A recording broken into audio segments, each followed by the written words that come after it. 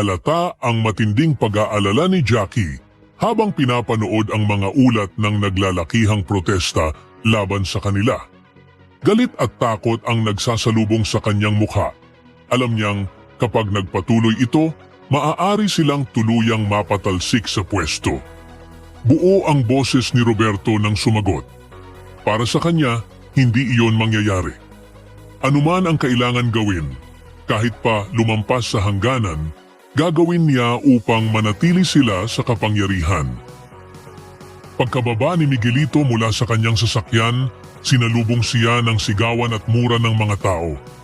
Tinawag siyang walang utang na loob at lalo lamang uminit ang ulo niya. Pilit siyang inawat ng kanyang mga bodyguard bago pa siya makagawa ng iskandalo. Sa malayo, namataan ni Tanggol ang kilos ni Miguelito.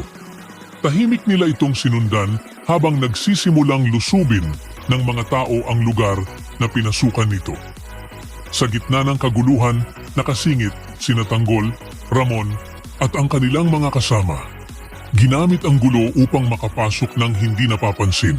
Sa loob, hinarap ni Ramon si Commissioner Medina. Mariin niyang ipinahayag na hindi dapat ilabas ang resulta ng eleksyon, lalo na ang katotohanang si Tanggol ang tunay na nanalo. Ngunit matatag si Medina.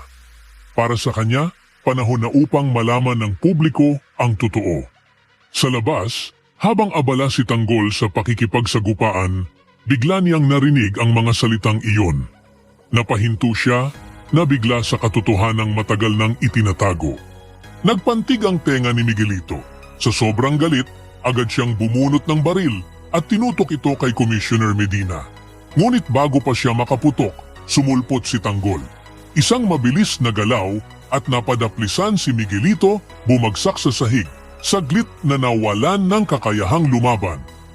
Nagkatapatan sina Tanggol at Miguelito.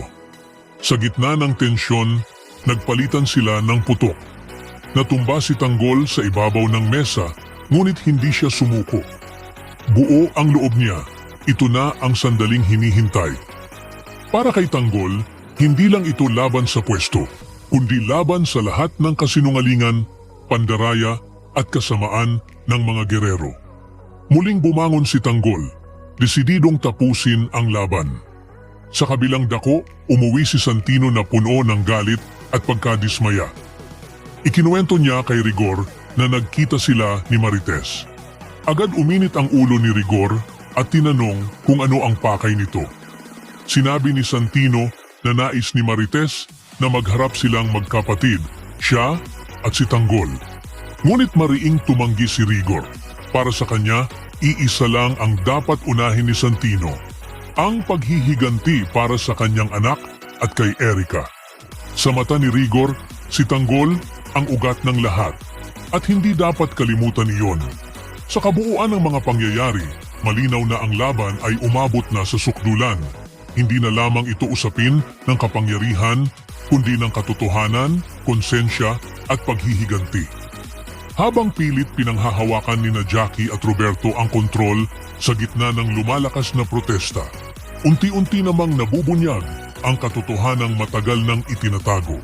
Ang matapang na paninindigan ni Commissioner Medina ay nagsilbing mitsa upang tuluyang magharap sina Tanggol at Miguelito, isang sagupaang sumasalamin sa banggaan ng kasinungalingan at hustisya.